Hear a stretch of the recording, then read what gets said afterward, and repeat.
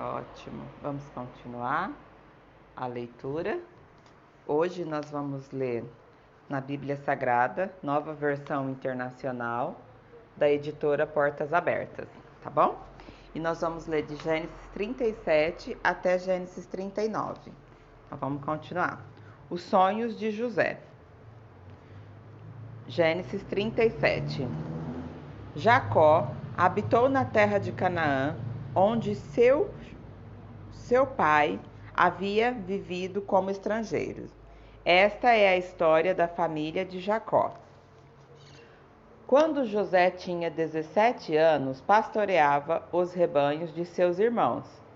Ajudava os filhos de Bila e os filhos de Zilpa, mulheres de seu pai, e contava ao pai a má fama deles.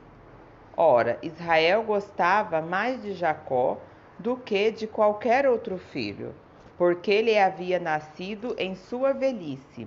Por isso, mandou fazer para ele uma túnica longa. Quando seus irmãos viram que o pai gostava mais dele do que de qualquer outro filho, odiaram-no e não conseguiam falar com ele amigavelmente. Certa vez, José teve um sonho, e quando o contou aos seus irmãos, eles passaram a odiá-lo ainda mais. Ouçam o sonho que tive, disse ele. Estávamos amarrando os feixes de trigo no campo, quando o meu feixe se levantou e ficou em pé, e os seus feixes se ajuntaram ao redor do meu e se curvaram diante dele. Seus irmãos lhe disseram: então você vai reinar sobre nós? Quer dizer que você vai nos governar? E os odiaram ainda mais, por causa do sonho e do que tinha dito. Depois teve outro sonho e contou aos seus irmãos. Tive outro sonho, e desta vez o sol, a lua e 11 estrelas se curvavam diante de mim. Quando contou ao pai e aos irmãos, o pai o repreendeu e lhe disse: que sonho foi esse que você teve? Será que eu, sua mãe e seus irmãos viremos a nos curvar até o chão diante de você? Assim seus irmãos tiveram ciúmes dele. O pai, no entanto, refletia naquilo. Os irmãos de José tinham ido cuidar dos rebanhos do pai, perto de Siquém. Israel disse a José: como você sabe, seus irmãos estão apacentando os rebanhos perto de Siquém. Quero que você vá até eles. Sim, senhor, respondeu ele.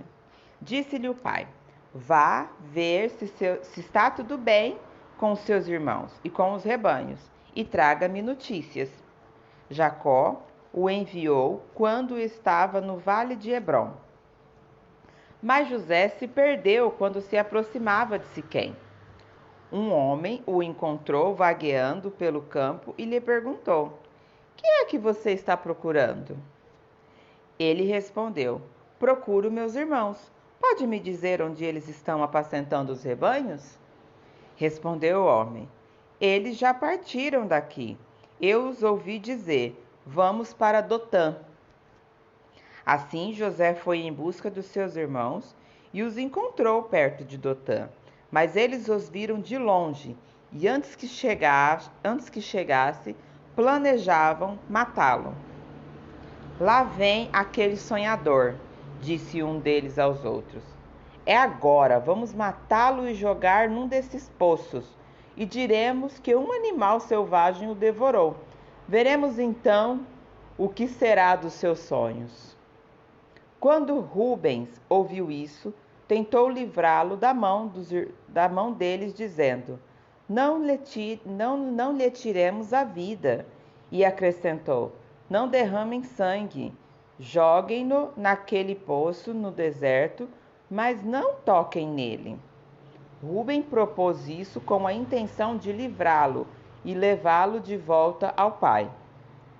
Chegando José, seus irmãos lhe arrancaram a túnica longa, agarraram-no e jogaram-no no poço, que estava vazio e sem água. Ao se assentarem para comer, viram ao longo uma caverna de ismaelitas que vinham de Gileade.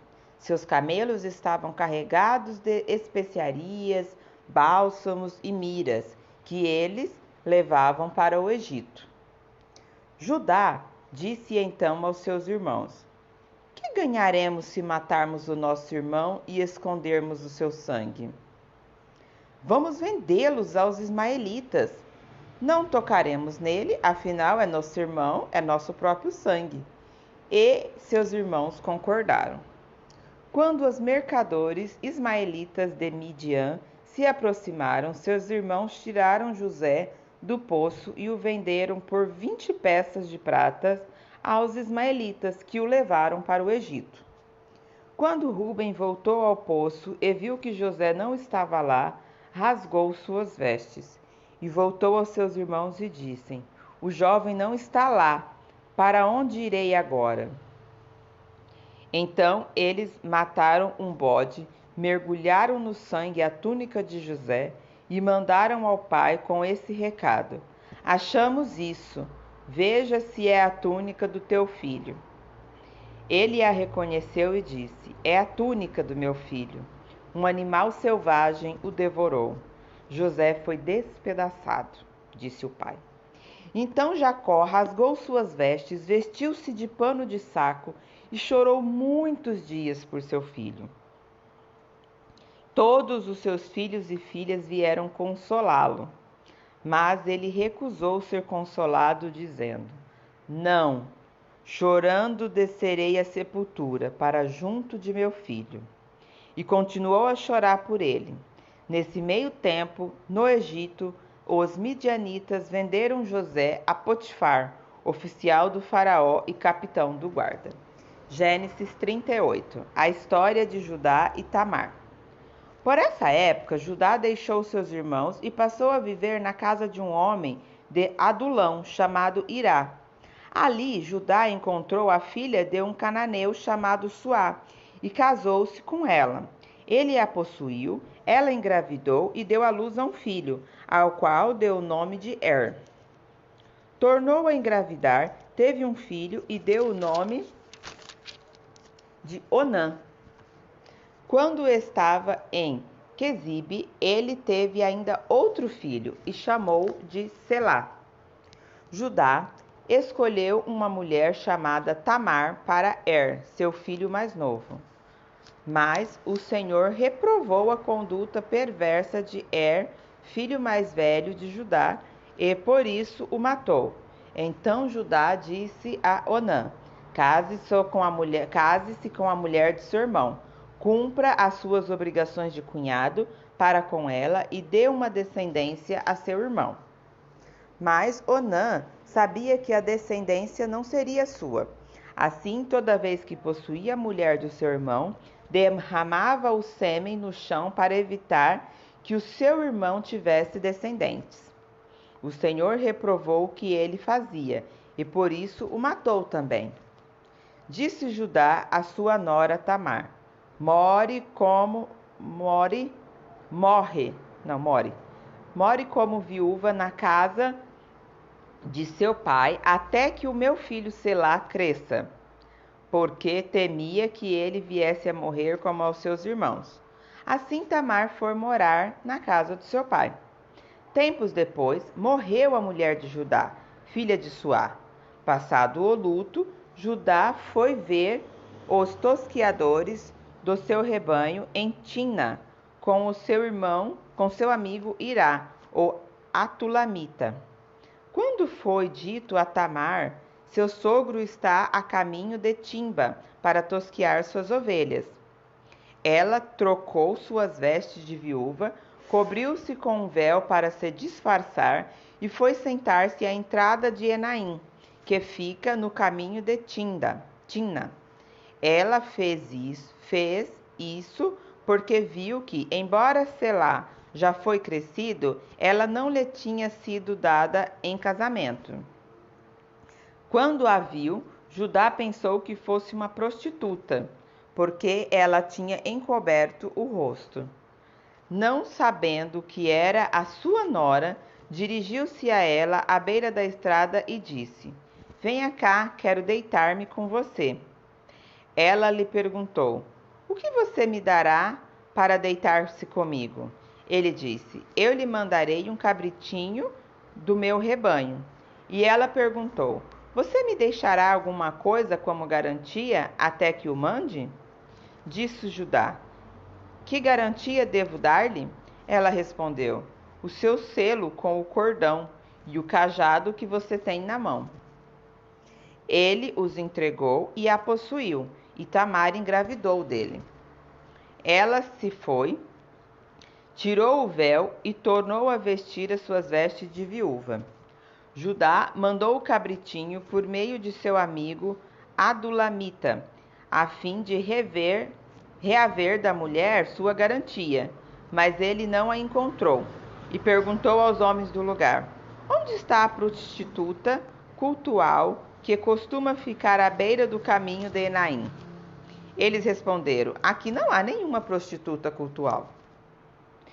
Assim, ele voltou a Judá e disse: Não a encontrei. Além disso, os homens do lugar disseram que lá não há nenhuma prostituta cultual. Disse Judá: Fique ela com o que lhe dei. Não quero que nos tornemos objeto de zombaria. Afinal de contas, mandei a ela este cabritinho, mas você não a encontrou. Cerca de 3 meses mais tarde, disseram a Judá: Sua nora Tamar prostituiu-se, e na sua prostituição ficou grávida. Disse Judá: Tragam-na para fora e queimem-a viva. Quando ela estava sendo levada para fora, mandou o seguinte recado ao sogro: Estou grávida do homem que é dono destas coisas. E acrescentou: Veja se o Senhor reconhece a quem pertence este selo, esse cordão e a este cajado.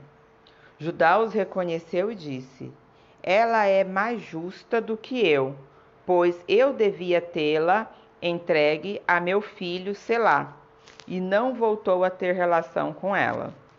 Quando lhe chegou a época de dar à luz, havia gêmeos em seu ventre. Enquanto ela dava à luz, um deles pôs a mão para fora. Então a parteira pegou um fio vermelho e amarrou ao pulso do menino, dizendo: Este saiu primeiro. Mas quando ele encolheu a mão, seu irmão saiu e ela disse: Então você conseguiu uma brecha para sair. E deu-lhe o nome de Pérez. Depois saiu seu irmão que estava com o fio vermelho no pulso, e foi-lhe dado o nome de Zerá. Gênesis capítulo 39. José é assediado pela mulher de Potifar.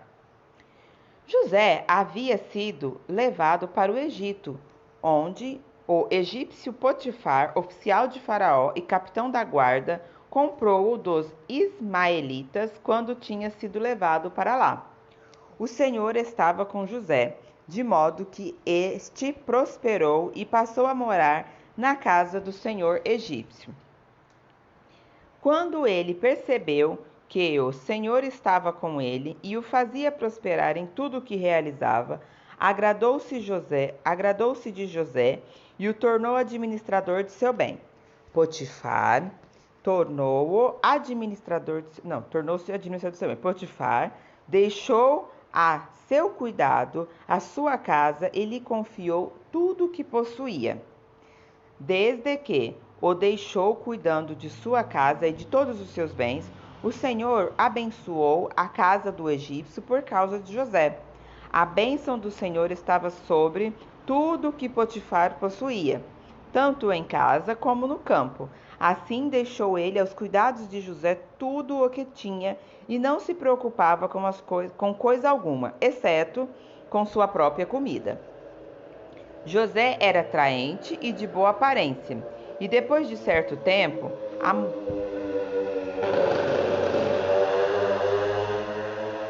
Vamos lá, passou um barulho aqui. E depois de certo tempo, a mulher do seu senhor começou a cobiçá-la e o convidou: Venha, deite-se comigo. Mas ele se recusou e lhe disse: Meu senhor não se preocupa com coisa alguma de sua casa, e tudo o que tem deixou aos meus cuidados. Ninguém nesta casa está acima de mim, e ele nada me negou, a não ser a senhora, porque é mulher dele. Como poderia eu, então, cometer algo tão perverso e pecar contra Deus? Assim, embora ela insistisse com José dia após dia, ele se recusava a deitar-se com ela e evitava ficar perto dela. Um dia, ele entrou na casa para fazer suas tarefas e nenhum dos empregados ali se encontrava. Ela o agarrou pelo manto e voltou a convidá-lo. Vamos, deite-se comigo. Mas ele fugiu da casa, deixando o manto na mão dela. Quando ela viu que, ao fugir, ele tinha deixado o manto em sua mão, chamou os empregados e lhe disse: Vejam, este hebreu nos foi trazido para nos insultar. Ele entrou aqui e tentou abusar de mim, mas eu gritei. Quando me ouviu gritar por socorro, largou seu manto ao meu lado e fugiu de casa. Ela conservou o manto consigo até que o senhor de José chegasse à casa.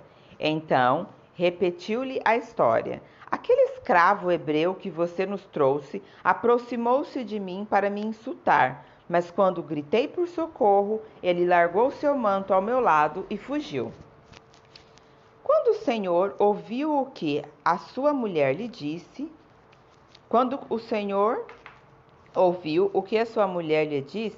foi assim que o seu escravo me tratou? Ficou indignado. Mandou buscar José e lançou-o na prisão em que eram postos os prisioneiros do rei.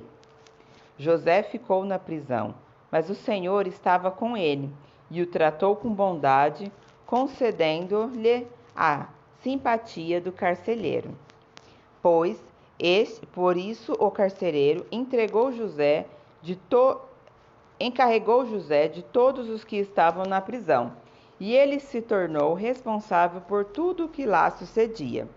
O carcereiro não se preocupava com nada do que estava a cargo de José, porque o Senhor estava com José e lhe concedia bom êxito em tudo o que realizava. Leremos até aqui. No próximo vídeo a gente continua a leitura.